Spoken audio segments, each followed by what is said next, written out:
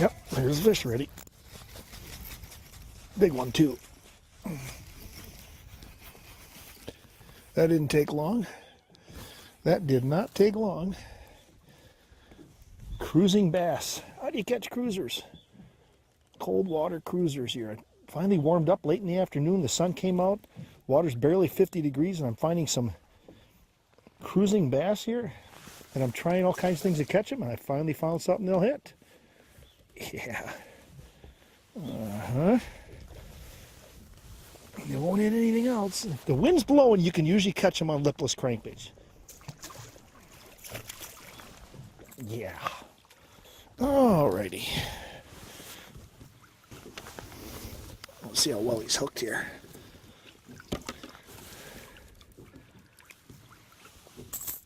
This net is made by my friends at Frable. I think they're calling it the crankbait net now, and it really is. There, look at that beautiful fish, huh? The old bronzeback. And that is truly a bronzeback, too. Okay. Yeah, let's pull this crankbait out here. I've done loads of shows on lipless crankbaits, so that's nothing new.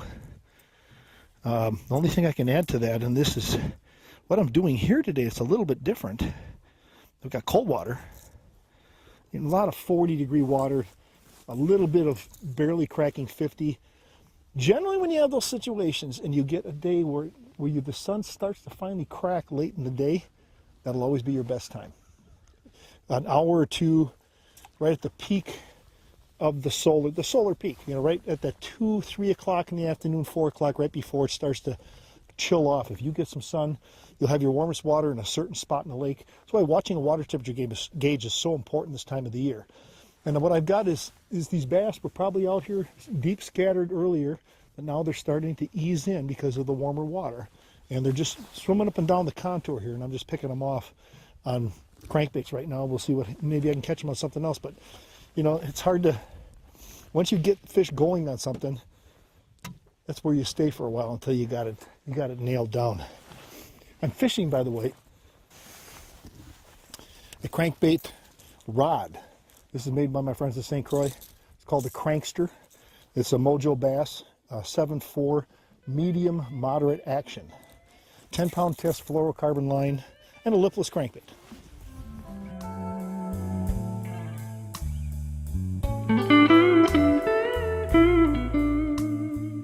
So if you look at the contour on the shoreline here, all I'm doing is taking the boat and moving it to the first break. Okay, so the boat is in, right now it's in about 5, 6 feet of water, and I can cast into a foot of water. And so I'm going back and forth with casts. I'm shooting it up on that flat a little bit, shooting in deeper water,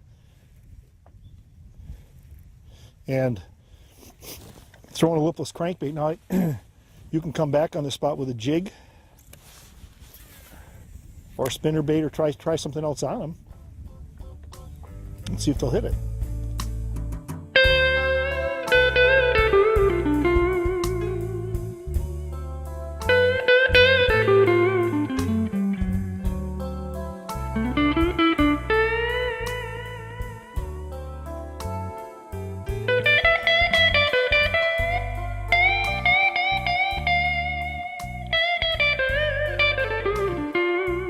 Big time football here, huh?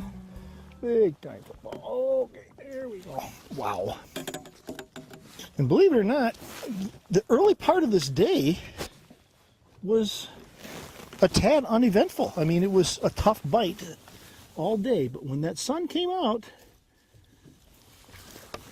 everything changed. Of course, I have to be on the right spot, and that's, I've had a lot of people writing letters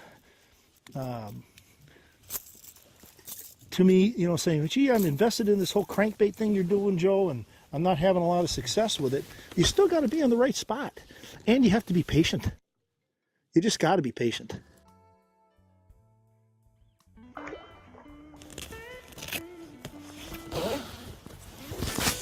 It's warming up a lot here, folks.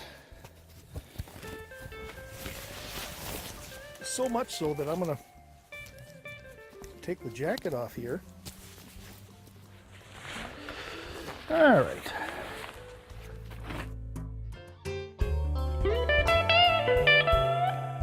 This is my trusty crankbait lining net, by the way, from my friends at Vrabel. And what I do like about this lining net too is, look at this. It's extendable. And it's a great tool for a guy like me fishing all by myself. And the bag in this thing, you see how I've talked about this a lot. The bag is flat on the bottom and it's got great material in there, so it takes good care of the fish. And it also makes it easy to get the crankbaits out.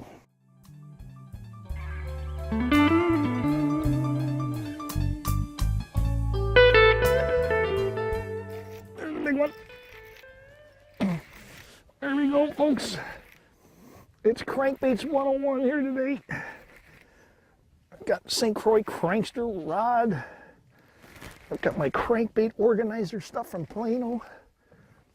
Oh, I've got a big stud on here, and I'm catching walleyes. I'm catching bass. Look at this walleye, folks. Look at this Waldo here. Oh, yeah. Oh.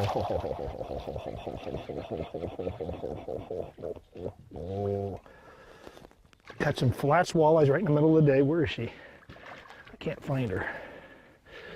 There she is. Oh, look at that walleye. Yeah, baby. So here we are. This is Crankbait 101. And yeah, you guys watching this go, man, that Bucher, all he's doing is fishing those bass. You muskie guys are saying that. You walleye guys are saying that. Well, I'm not. I'm fishing walleyes. Look at that giant. What a beauty, huh? When you catch a fish like that in northern Wisconsin, you know, it's a good fish. Well, let's see if I can get him hooked here. Catching them, doing the same thing I do for bass. Same thing. Got this fish solidly hooked. There we go. 1, 2, 3, come on. There we go. What a beautiful fish, huh? Whoa. That is a tank. Well, we're gonna put you back. Now check out some more bass fishing episodes. I caught that big largemouth on a crib, man-made fish crib. And those things are famous for having all kinds of root tangles and stuff in them that mess things up.